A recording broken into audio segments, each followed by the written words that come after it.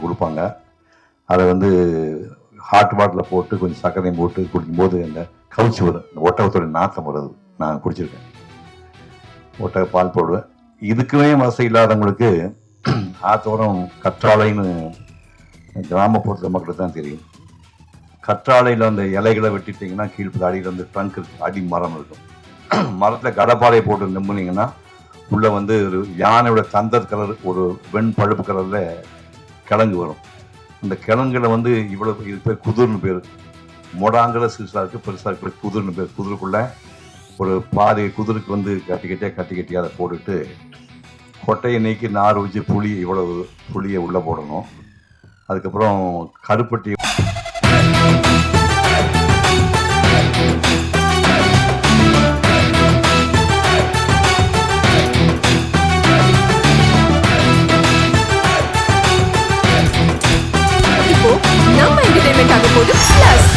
என்னது 5+ OTTs, 800+ blockbuster movies, அதுவும் 1+, 2+, 3+, multi+ languagesலயா? Exclusive movies, brand new web series, interesting-ஆன short movies. Wow, இதுல இவ்ளோ plus இருக்கா? இதுல இருக்க ஒரே ஒரு மைனஸ், அதுவும் நமக்கு ப்ளஸ் தான். மத்த எல்லா OTT-ய விட மைனஸ் பிரைஸ்ல, அதுவும் ஒரு நாளுக்கு ₹1 தான். OTT Plus டவுன்லோட் பண்ணி நான் என் சந்தோஷத்தை ப்ளஸ் ஆக்கிட்டேன். அப்ப நீங்க OTT Plus, இது ஆல் இன் ஒன் ஆப். உடனே டவுன்லோட் பண்ணுங்க. OTT Plus, இதுல எல்லாமே ப்ளஸ். புரிஞ்சிடுச்சுன்னு நினைக்கிறேன்.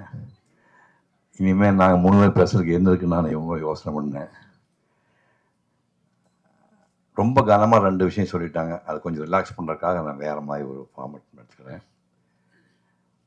இந்த குழந்தைகளில் கிட்டத்தட்ட 80% வந்து நீங்கள் என்ன தான் ரோல் மாடலாக எடுத்துக்கணும். சூர்யா, கார்த்திங்கிறவங்க சிவகுமார்ங்கிற நடிகனுடைய பிள்ளைங்க. ஆனால் நான் வந்து ஒரு ஏழை தாயினுடைய மகன். இப்போ நீங்கள் நிறைய பேர் சொன்னீங்க, அப்பா இல்லை அம்மா இல்லை சொன்னீங்க. அந்த மாதிரி நான் பிறந்த போதே என் தந்தையார் இருந்து விட்டார். எங்கள் அப்பா என்ன கலர்னு எனக்கு தெரியாது. எனக்கு தெரியாது. அம்மாவுக்கு படிப்பறிவு கிடையாது. ஒரு வானம் பார்த்த பூமி ஒரு 8 ஏக்கரா வச்சுட்டு போயிருந்தார். அது கூலிக்கு 4 ஆளை வச்சுட்டு அம்மாவும் கூலி வேலை செய்வாங்க. பருத்தி செடி எத்தனை பேர் பார்த்துருக்கீங்க? கிராமப்புறத்துக்கு வந்து கை கொடுத்து காட்டுங்க. பருத்தி செடி.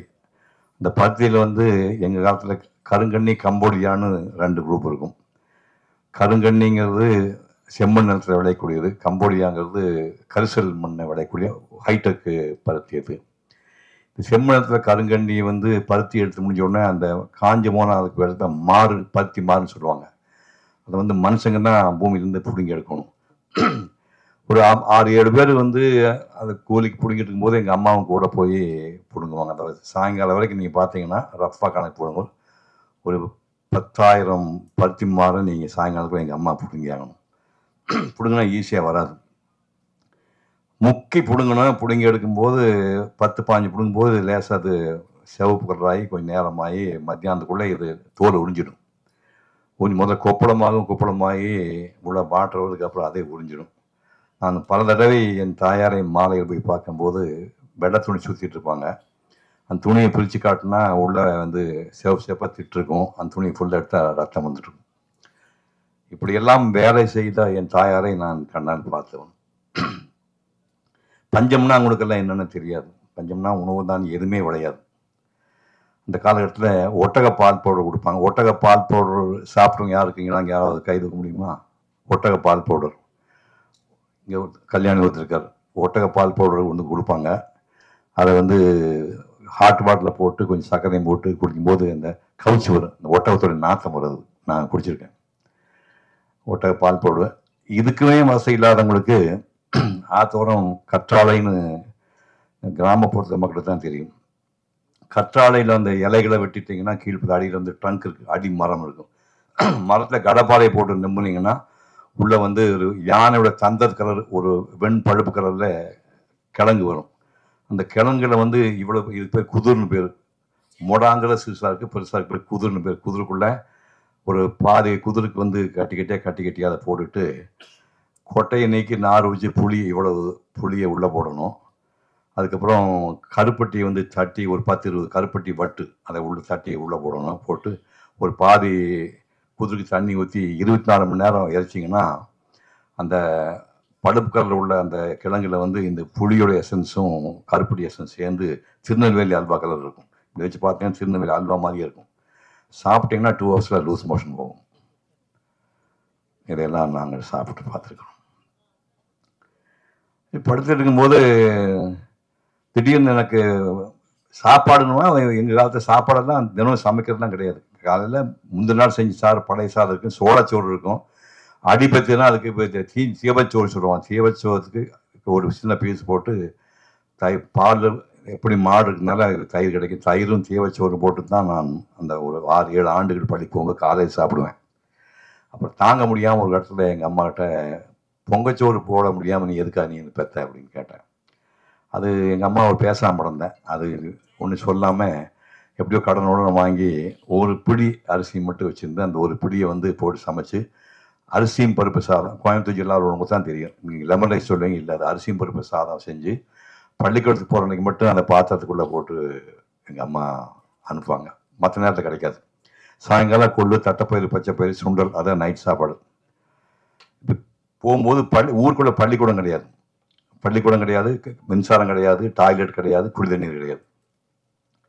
பக்கத்தில் ஒரு கிலோமீட்டர் தூரத்தில் ஒரு ஊரில் போய் படிக்கிறோம்னா அங்கே வந்து தனியார் பள்ளிக்கூடம், ப்ரைவேட் வாத்தியார் ஒருத்தர் இருக்கிறாரு, கல்யாணசாமி நாடு இருந்தார்.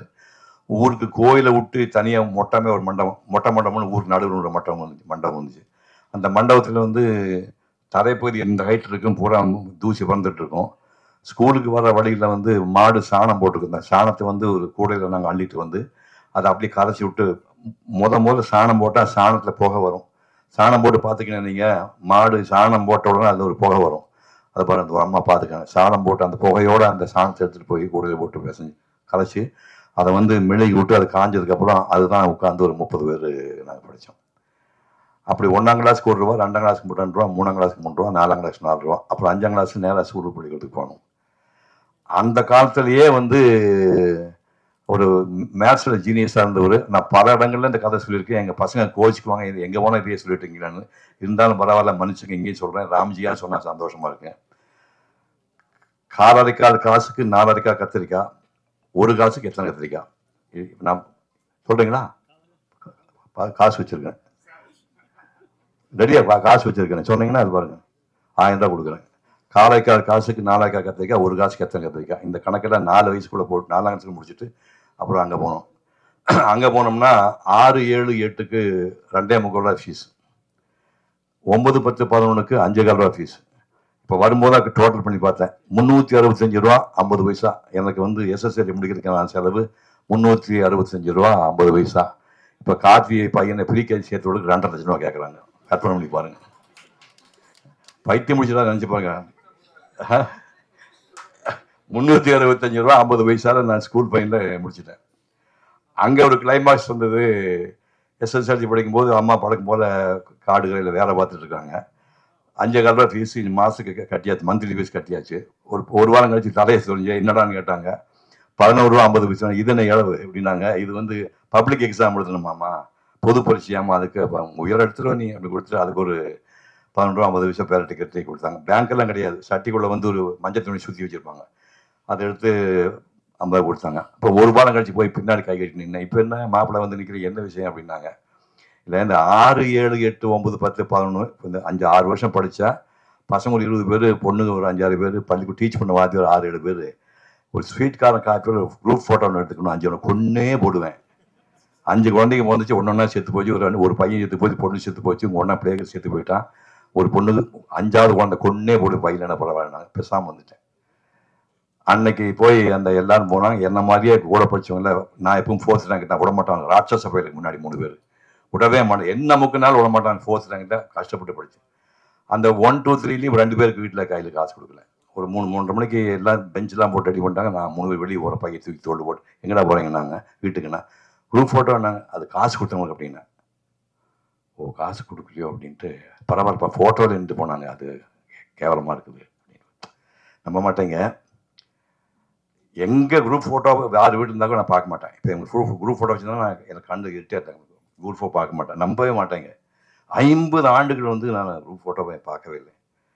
இப்போ நான் வந்து எங்கள் காலத்து இப்போ டிஜிட்டல் கேமரா வந்துடுச்சு. நான் வாழ்ந்த காலத்தில் வந்து ஃபிலிம் தான் இருந்தது. 192 படங்கள் நடிச்சு. ஆனால் எங்கள் புறமே டிஜிட்டலில் கிடையாது, ஒரிஜினல் ஃபிலிம் போட்டு தான் வந்திருக்கேன். நீங்கள் கணக்கு போட்டு பார்த்தீங்கன்னா ஒரு 4-5 கோடி ஃப்ரேமில் இந்த முகம் இருக்குது. அந்த 5 ரூபா ஃபோட்டோ கிடையாது. ஏதோ நீங்கள் கைதட்டுக்காக சொன்னீங்க, இப்போ எப்போ நெஞ்சில் வலிக்கு நினச்சி பாருங்க. அந்த 5 ரூபா ஃபோட்டோ எனக்கு வாங்கி எடுக்க முடியல. அப்புறம் காலம் எப்படி ஹெல்ப் பண்ணுச்சுன்னா, அதுக்கப்புறம் இப்போ 2057 விட்டு 50 ஆண்டுக்கு அப்புறம் அதே ஸ்கூலுக்கு விஜய் டிவிக்காரங்க வந்து மீண்டும் பள்ளிக்கு போகலாம் வாங்க சார்னு கூட்டிகிட்டு போய் அதே ஸ்கூலை தேடி உயிரோட வந்து 8 பசங்க 5 பாட்டி ஆகிட்டாங்க. 4 பிள்ளைங்க பாட்டிமா. நான் தாத்தா தானே, ஒரு 4-5 பாட்டிமாருங்க போட்டு படித்தீங்க. வாத்தியார் 4 பேர் எல்லாம் வச்சு அதே பெஞ்சு இருக்குது, பழைய பெஞ்சு கிராக் விட்டுருந்து அதே பெஞ்சை போட்டு அதே இடத்துல ஒரு ஃபோட்டோ எடுத்து வச்சிருக்கேன். நான் இப்போ அந்த ஃபோட்டோ வச்சிருக்கேன். அதுக்கப்புறம் என்ன பண்ணேன்னா, அவர் சிஇஓ அதிகாரி சொன்னார், கவர்மெண்ட் பள்ளிக்கு காசு யாரும் கொடுக்க மாட்டாங்க. கல்யாணி சார் தெரியும், ப்ரைவேட் பள்ளிக்கு நிறைய கேபிடேஷன் வச்சு வாங்குவாங்க, கவர்மெண்ட் பள்ளிக்கு காசு கிடைக்காது. நீங்கள் படித்த பள்ளி உங்கள் அம்மா முக்கியமான நீங்கள் தத்தெடுத்துட்டா அந்த பெரிய புண்ணியம் கிடைக்கும் பாருங்க. அந்த வினாடியே இந்த பள்ளியை தத்தெடுத்துக்கிறோன்னு சொல்லி தத்தெடுத்து ஊரா போய் 26,000 ஒரு மீட்டிங் கூப்பிட்டா 25 பில்லு நேரம் அவங்க ட்ரஸ்ட் கண்டு பண்ண சொல்லி நானே ரெடி பண்ணி இப்போ வந்து அந்த ட்ரஸ்ட்டில் வந்து 30 லட்சம் ரூபா சேர்த்து வச்சு 10 நாளைக்கு முன்னாடி இந்த பொண்ணு எங்கடாது ப்ரைஸ் வாங்கிச்சு, எங்கள் ஊர் பொண்ணுங்க, இந்த பொண்ணு சூலூர் பொண்ணு அதான் அதுக்கு வாங்க, அந்த பொண்ணை வந்து ப்ரைஸ் வாங்கியிருக்குது. 1.5 லட்சம் ரூபா இன்ட்ரெஸ்ட் வருது, 30 லட்சம் ரூபா பேங்க்கில் போட்டு 14வது ஆண்டு பரிசு கொடுத்துருக்கேன். இதெல்லாம் எதுக்காக சொல்ல வரேன்னா, எங்கே பிறந்தேன், நீங்கள்லாம் என் மகள் பேரம் பேத்தியெல்லாம் கிடையாது, நீங்களாம் நம்மளாம் ஒரே ரத்தம், நம்ம ஒரே ரத்தம். நீங்கள் நினச்சிங்கன்னா சிவகுமார் ஒன்றுமே இல்லை, சிவகுமார் சாம்பிள். நீங்கள் வந்து உங்களுக்கு இமயமலை இருக்குது, இமயமலை உங்களால் தொட முடியும். ஒரே விஷயம், கல்வி. அந்த ஒரு 11 பேர் படிக்க ஆரம்பிச்சு நான் ஒரு சந்தான் ஒரு தெப்பு தேடி வெளியே வந்தேன். அந்த கல்வி தான் இப்போ காப்பாற்றிட்டு. கல்வியும் ஒழுக்கமும் காப்பாற்றிப்பட்டு 68 வருஷம் ஆகுது. கை தூக்குங்க, காஃபி சாப்பிடலாம், கை தூக்குப்பா, ₹1 இருக்க மாட்டீங்க, தூக்க பரவாயில்ல, 2 மணி கை தூக்குறானுங்கடா. அடா மகனே ராஜா, காஃபி வீட்டில் போட்டு இல்லையா, அப்படி வா போட்டு கொடுத்து சாப்பிடாம தான் பெரிய ஆளு பிருந்தா சாரி சொல்லியா போட்டு கொடுத்து காப்பி 1958 அப்புறம் இது வரைக்கும் நாக்களுக்கு படல. அப்போ எதுக்கு நம்ம காப்பியே சாப்பிட்டேன்னா தண்ணி அடிப்போமா, மொத்தம் சமாதானம் பண்ணுவோமா? கல்வியும் ஒழுக்கமும் தான் உங்களை இமயமலை உச்சியில் உட்கார வைக்கும். நன்றி, வணக்கம்.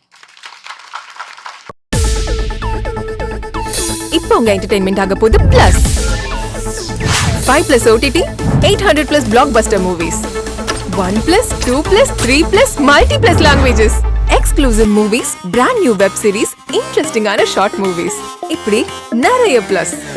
வெயிட் இதுல மைனஸ் ஒரு விஷயமும் இருக்கு. மத்த எல்லா OTTs விட மைனஸ் பிரைஸ்ல ஒரு நாளைக்கு ₹1 மட்டும்தான். உங்க சந்தோஷத்தை பிளஸ் பண்ண போற OTT பிளஸ் இப்ப உங்க கையில. உடனே டவுன்லோட் பண்ணுங்க. OTT Plus இது ஆல் இன் ஒன் ஆப். உடனே டவுன்லோட் பண்ணுங்க. என்டர்டெயின்மெண்ட்டை பிளஸ் பண்ணுங்க OTT பிளஸோட.